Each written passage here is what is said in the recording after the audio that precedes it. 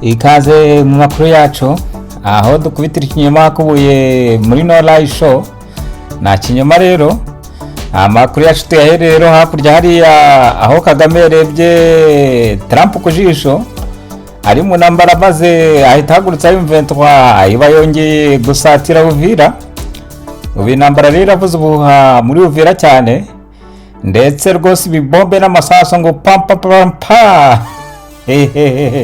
ibintu birakaze rero iyi M23 rero AFC M23 ishaka kwica gahenge Trump umunsi ari buve muri Iran arayihana ku buryo bukomeye cyane ngayo nguko rero amakuru atari ivumbi rero nuko hari ubuce M23 ziranye shamba zigaruriye icyo kora Kagame uzamuve bibindi iyo yafashemo ntabwo wapfa kumutsinda ntabwo yemera gutsindwa Kagame wasanga rero ubu rwose M23 FC M23 ngiye gufata Uvira ni mu gihe rashize iminsi bavuga ngo FDLR Wazalendo FARDC yewe n'abandi ngo bari kwisuganyiriza Uvira ngo bashaka kubatera ngayo nguko Kagame turanga mwadutera turebera reka tuze duhangane nguko intambara ihagurutse muri aka karere irakizwa nandi rero Trump ari bwongera ibihano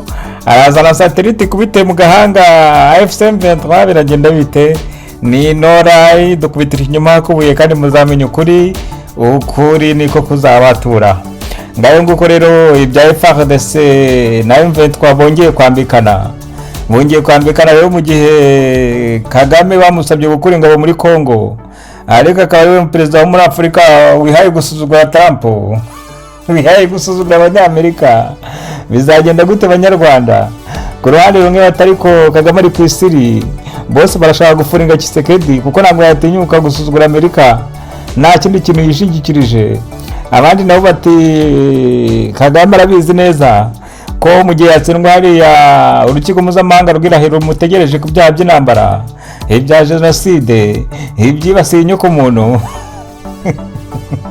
akavuga ati nzarwana umuhenerezo mpaka rwose nzarwana umuhenerezo ntabwo nshaka kwemera ko bamfata ngo bamfate nka Gaddafi cyangwa abandi nuko urwana hagapfa wavutse Kagame rero ari mu mayira abiri arareka gutera we bamwirukangane bashobora no kumugeza i Kigali akavuga ati rero nzarwana yigeze kubivuga ariko nta nubwo ajya yihishira Kagame ati rwose aho kugira ngo umuntu agwihitishijemo ngo urakora iki urwane n'utagikora ariko nabwo urapfa wahitamo kurwana kuko uhisemo kurwana nibura ubizi neza ko harimo uduhirwe duke two gukira ngibyo Kagame ari gukora muri Congo yongeye guhagurutsa rero M23 na FARDC M23 AFC M23 na RDF binjiye muri ka gace n'ubundi Amerika rero bategetse kuvamo nuko bitega amaso rero reka tubirebe hagati aho rero Jambo ASBR iyi Dr Bizimana Yohani Damascene ngo kuriye minu bumwe ngo Minisiteri y'Ubumwe bw'Abanyarwanda n'Uburere gihugu ariko iyi minisiteri yo n'ubutanyi bw'Abanyarwanda agari yo guhuza Abanyarwanda niko abantu benshi babivuga iyi Jambo ASBR irasaba rero umuryango w'Ubumwe bw'Iburayi ngo gucana umubano n'ingabo zose za leta y'u Rwanda aho ziri hose ku isi ni mu gihe byavuga ko EU yongeye kwemeza umushinga wo guha amafaranga Mozambique wa miliyoni 20 izi neza zijya kungana na miliyoni 20 EU yavuga ko igiye kuzambura ingabo z'u Rwanda mu yandi magambo no kuyakura mu koko kamwe ikayatangira mu kandi Jambo ASBR gisanga bari ubugambanyi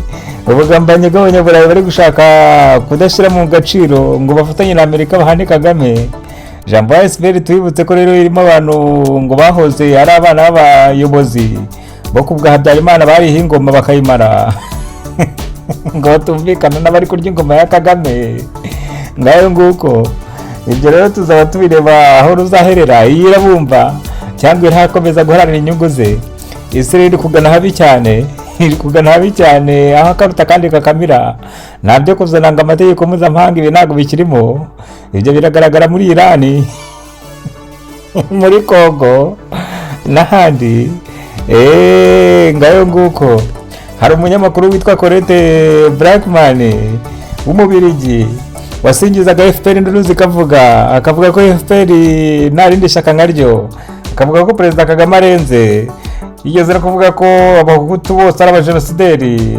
Colette Brackman akaba ari umunyamakuru rwose wogeje FPR induru ziravuga. Ukaba ari umubirigi kandi iminsi ishize rero witwa Karine umukozi wa Loni wa UNICEF Goma arashwe na cya drone, ariko bikavuga ko na drone yarashwe yamurashaho yabanje kuraswa n'imbunda, aba bareba ibintu bize nabi bakazana cya drone kugira ngo babyuburari. Uyu Brackman rero, Colette Brackman aravuga ko na wundi wamwishe ari mu 23 ngimuziza ko hari raporo yaragiye guha Loni ivuga neza muri detail ko M23 ihotera abangavu, igafata abagore ku ngufu, igakora genocide, ikica abana. Ibyo rero ngo yagomba kubizira, ntabwo ibyo byageza mu rukiko mpuzamahanga ngo bimureke ngo yicare akomeze yiturire, ngo hafi ibyo ntabwo bikunda, reka da, ntabwo bikunda. Tukiri mu makuru y'umutekano, P4 ni yamuza amashyaka y'amashyaka ya RNC ya Kayumba Nyamwasa n'abandi, ya FD Inkingi na Mahoro Congress ndetse na PS Imberakuri, aba bishize hamwe ngo barashaka gukuraho Kagame. Baravuga ko bishimiye ibihano Amerika yahaye RDF ingabo z'u Rwanda, ngibi bigiye kubaha imbaraga zo kuvudukana ubutegetsi maze bakazanira demokarasi abanyarwanda. Ibi rero no kubitega amaso, demokarasi abanyarwanda byumvira ari byo ngo demokarasi irahenda cyane rwose. Uhereza abana kurwana, bohereje abana kurwana ngo bazanye demokarasi, 94 bagira demokarasi raje, kumbe ngo bari bayishimuse kera cyane rwose. Umukino wa politiki rero umukino uteye ubwoba. Mwese ndabarangira kuzajya kureba ya filime yitwa Animal Farm. Animal Farm rero, Animal Farm hari akanyamaswa gasezeranya inyamaswa ati ni munora ni ikirura, cyabwiye inama giti ni munora jewe nzava ku nyama kuko kivuga ko kizazirya, ni nama zari kucyumva ni nzigitore. Ikirura cyageze hejuru bamaze kugitora gitangira kuri za nama, kirazirya kirazimara. Sinjye wahera. Animal Farm ni filime irenze abanyapolitiki bagenderaho, muzajye kuyireba. Hirya y'iyo Animal Farm muzajye gushaka filime yitwa Bienvenue au Gondwana na irenze. Ni filime zerekana ubunyagitugu n'ubusambo, akenshi ibintu byose ko birimo inyungu. Ibyo nibyo Kagame RDF bose bari gukora hariya hakurya muri Kongo, ntibazakubeshye. Ubwo rero reka tuve kuri ibyo, tukiri muri Kongo tubabwire ko abanyamurenge bigiriye Bujumbura, maze bagufatira ikinyoma cya kindi, baragifata barakizengurutsa, baragifata bagikubita hakubuye. Ikinyoma bakubitiye mu gafuka ni ikihe rero? Ni ikinyoma kivuga ko Kagame u Rwanda na FPR na RDF ngo baharanira ngo uburenganzira bw'abatutsi muri Kongo. Abanyamurenge rero bifashe bajya kureba General Neva, perezida w'u Burundi akaba na perezida wa Afurika yunze ubumwe, ati rwose tuje gushimira kuko waraturinze uradufasha bitari ibyo Kagame yaratumaze. Kagame yaratumaze, bakongo mali muhaguruke dushikirane bana Kisekedi, nabundi Kagame azatumara cyane rwose nduzivuge. Ngayo nguko rero, ngayo nguko Kagame ibintu byose tumuvugana arabihakana, akabihakana yivuye inyuma, akavuga ko ari umudemokarate, akavuga ko ngo yarwaniye igihugu cye ngo yibohora. Gosha Kagame yaribohoye rero, nta mugayo koko yaribohoye. Ntabwo n'ubundi aho yari Uganda ari aho yirirwa ku muhanda, ngo yari kugura private jet ngo agire ama business ature muri shato, ngo niba hari umuntu wibohoye ni Kagame, ngo abandi bose barabeshya. Sergeant Robert Matunda yiko mbere wapi? Hari umugiye guheretse kutwita ngo turi bakantano, niko sha. Hano tuvuga ibitagenda, hano tukakubwira n'amakuru, harimo n'ubusenguzi. Ngayo nguko. Reka tubashimire kuba mwakomeje kubana natwe. Mbere yuko tuvana ariko tubabwire ko muri Amerika ibintu naho byakaze.